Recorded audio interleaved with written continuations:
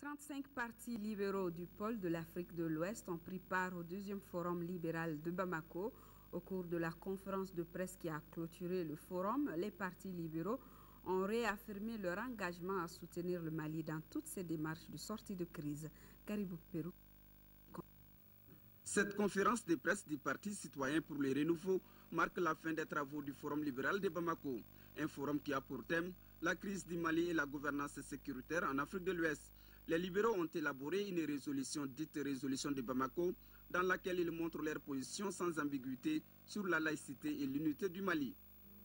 Le réseau libéral africain propose aux autorités maliennes, à tous les acteurs de la crise, ainsi qu'à la communauté internationale, régionale et sous-régionale ce qui suit.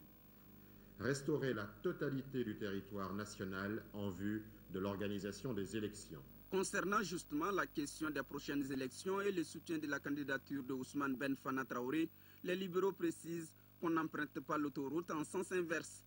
Nous nous sommes déplacés ici à l'invitation de la Fondation Friedrich Naumann, du Forum libéral, pour à la fois réfléchir sur la crise au Mali, et nous avons considéré que notre meilleur porte-drapeau pour les valeurs du libéralisme auquel nous sommes attachés était le président Ousmane Traoré. Et donc nous soutenons sans réserve sa candidature. Le président du PCR, Ousmane Ben Fana Traoré, n'est pas seulement le candidat du PCR, il est aussi celui de tous les partis libéraux.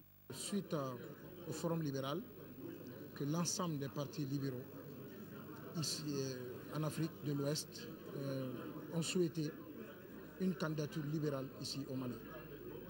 Nous allons nous réunir très rapidement pour étudier cette proposition. La présente résolution du réseau libéral Afrique d'une vingtaine de pages sera soumise dans les jours à venir aux différents chefs d'État africains. Son contenu évoque la refondation de l'État de droit, la garantie de la sécurité des populations et la mise en place d'un mécanisme de lutte contre toute forme de terrorisme en Afrique.